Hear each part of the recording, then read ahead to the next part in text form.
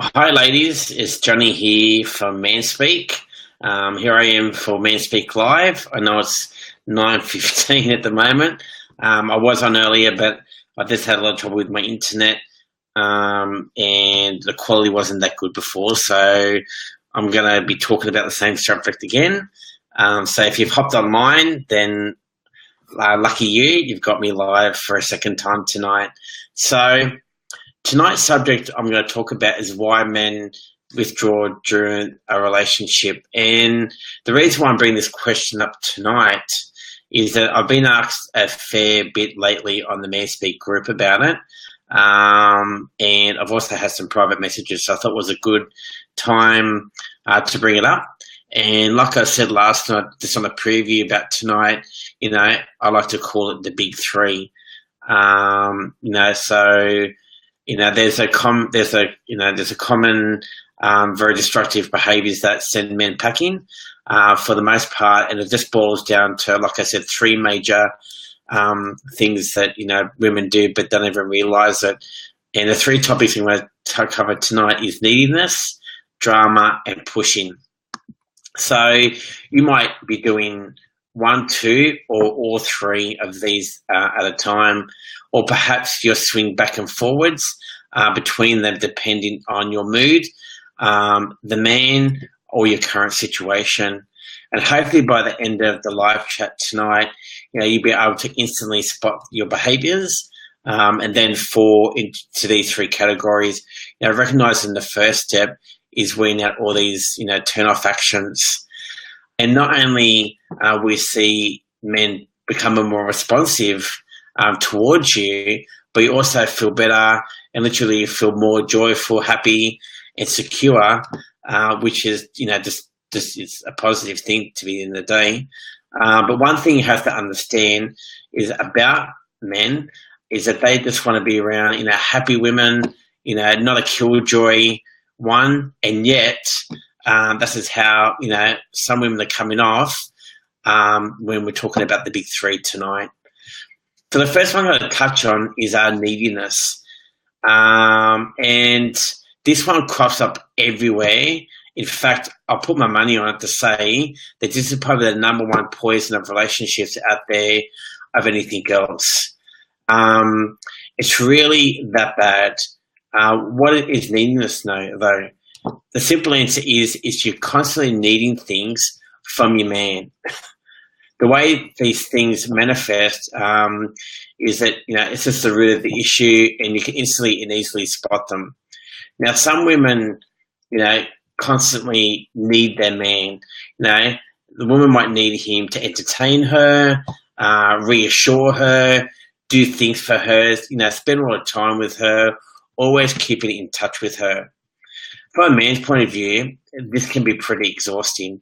Eventually, doesn't matter how much the man actually loves you and cares about you, he eventually is going to leave because he just can't take the pressure anymore. The sense of neediness normally comes from a place of insecurity. When you've got nothing else going on in your life, you often look to the man and the relationship for that fulfillment. Or perhaps you've actually been hurt previously, you've been dumped, out of the blue, left with no explanation, or there hasn't been a closure. More times this happens to you, the more complex, for lack of a better word, you end up developing. Now, basically, you can't help but look at your new relationship with a sense of distrust. If you're coming from what I previously spoke about, you almost can't believe anything that your man actually says to reassure you. So no matter what he does, you're always going to be keep checking him, doing status updates on the relationship. Now, it's like you have a whole control room in your mind to actually monitor every little sign of trouble. The hurt from your past basically, is a lack of trust and insecurity, like I spoke about before, which just shows a man pushing away. The more you try to keep a grip of him, the more your man is actually going to want to wiggle free. But basically, it's an uncomfortable feeling to have that responsibility and pressure on a man. Asking him questions all the time, demanding to know where he's going, who's he with, texting you all the time, panicking if he doesn't respond to you straight away. These are all examples of how your insecurities manifest your actions. There's none other behaviours that work towards, this, than your guy. It only serves him to scare him away, basically. The bottom line is neediness is not your man's responsibility to keep you happy. This doesn't mean it's okay for him to make you feel upset or that your happiness isn't a priority, not by all means. But it's just not his job. That's you. You have to be whole and fulfilled before you actually get involved with another person. None of this, you complete me crap. That line straight out of Hollywood entertainment machines designed to get you to buy a movie ticket. You don't need another person to complete you. When this happens, what happens is relationship just ends. You're left devastated, right? Well, that's the chunk of yourself being ripped out. That's because you put too much weight on the other person for your happiness.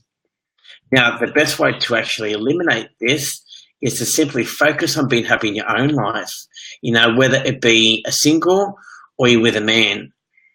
It doesn't matter if you're not in a relationship yet. It doesn't define you as a person. Your happiness is actually your own responsibility. The man in a relationship is just the sprinkles on top, not the whole cake. The second one I'm going to touch on is drama. The next major mistake that scares men off is the addiction to drama. Now, when you stir things up just for the sake of it, you're injecting relationship for the wrong type of energy and men that want to be around that. You might see women do it through drama, and they actually say drama equals passion, which I can tell you is completely wrong. The only thing drama equals is drama and destructionness and poison and negative energy. The most drama you bring to a relationship, the less time your guy spends around you, and may even get to a point where as soon as you mention an other one sentence, he's already out of there. He shuts down, he backs out of the conversation before you even engage into him. Listen, I can't say this enough. Men want a relationship that is easily humanly possible. So if there's something you're going to take out of tonight's call, take that out of it. It's not that we're lazy, not by all means. We just don't want to feel negative when we don't have to. As your man is pulling away from the drama, you feel that, that tug of that, he runs away from you. If you're a drama queen, you end up causing a scene, yelling at him and accusing him of things. You default basically turn into a bigger deal than it actually is. And to understand the drama and passion where it's not, it's not the same, you may not get the response that appears to be passionate, but it's not true love and passion. So remember, drama doesn't equal passion, drama equals drama. Okay, the third one I'm going to talk about, which is the last one, is about pushing. To me, I still feel like this is a big one as well. Now, I'm going to tell you right now, men can't be pushed. It's like saying you can't lead a horse to water, but you can't make him drink it.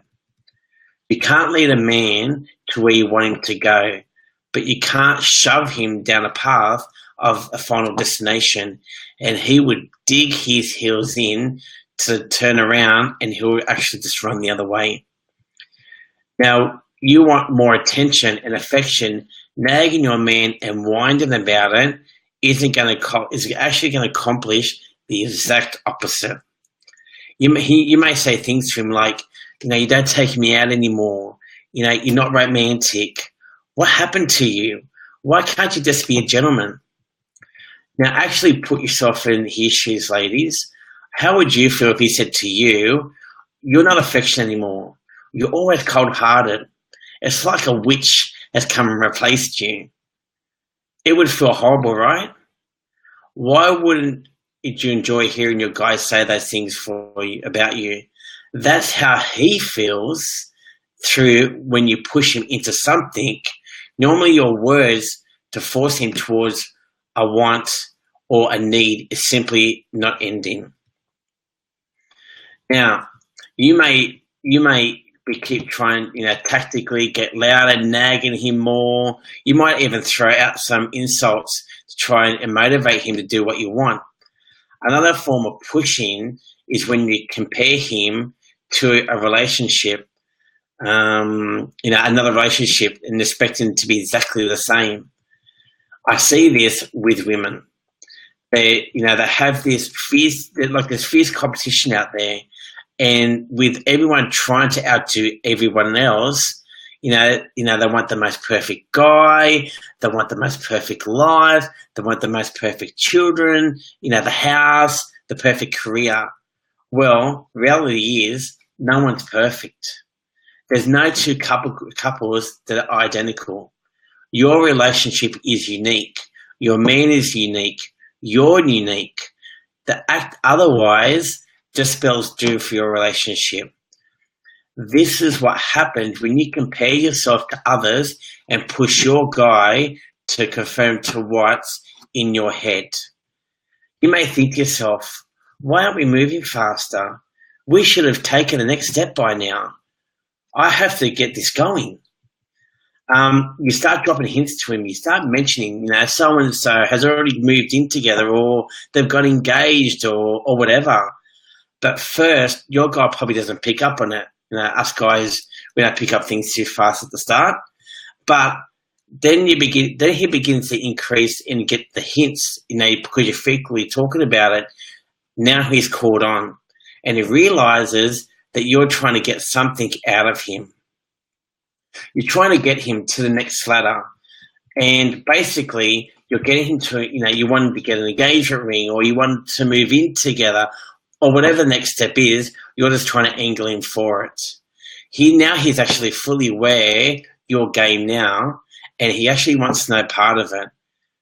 He doesn't feel that it's coming from a good place and in you, and only after something superficial. Rather than to be tricked and manipulated or nagged into something that he will simply pull away and even break off altogether. Now, pushing your guy is actually a breach of insecurity, as we've spoken about before. The reason you're striving for the next step so hard is because you're not happy with yourself or things the way they are. You're not appreciating what's actually right in front of you because you feel like you need more and more and more, and it's never enough. You're comparing yourself to your friends, your co-workers, other couples in general. You're not feeling incomplete, and you're comparing it to other people. You could have the perfect relationship, but you're not wearing blinkers and you're giving yourself tunnel vision. You think just that title as a girlfriend, or I'll get that proposal, or I'll finally be happy. I'll know that he truly loves me. A title or a ring or anything else will not complete you. You might think, but that's merely a Band-Aid over the issue that's only going to get worse. Look, I've actually seen this happen more than once. A woman will push a man constantly, to pester him for committing further, leaping to the next step before he's ready, or even shaming him in doing what she wants. The next step is, the next thing, that you're getting dumped, and that the man actually ends up with another woman and they get married shortly after. Then that woman actually wonders, why not me? Why did I get ditched when he said that he did want to get married and that he's leading to a wedding with another woman? The simple answer is that the second woman didn't push him. There was a relationship that was easy. She enjoyed what she had with the guy, and that put him actually at ease. He did want to get married, but he didn't want to be pressured into it. So he left the first relationship and found the second one to be much more relaxing because he wasn't pushed. He was able to make the decisions to keep this amazing woman in his life by proposing to her when he became ready. When you find yourself pushing a guy or watching others' cues, or when you should be taking the next step of commitment, you need to back off and actually exactly see what's going on. Yeah, you actually need to ask yourself and be honest about why you really wanted the next step. Is it because you feel you're behind everybody else? Or is it because because you and your man have been together for a while and you feel like your heart and that you're ready to take the next step with him? When you want or you need something from him, how do you go about it? Do you whine and plead for him? Do you nag and repeat yourself till he finally gets it? There are ways that a man can follow along to make a decision to be with you, but don't come from manipulating, tricky, or nagging him.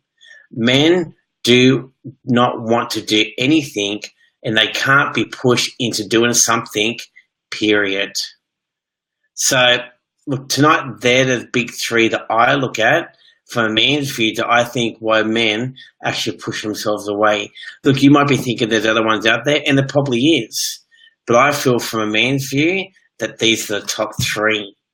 Now, if you're actually watching the video tonight and not actually live, don't be afraid to ask some questions or comment below. Or again, I'm always open for some private messages. But again, if there's any ladies on the line at the moment, I'm happy to take any questions.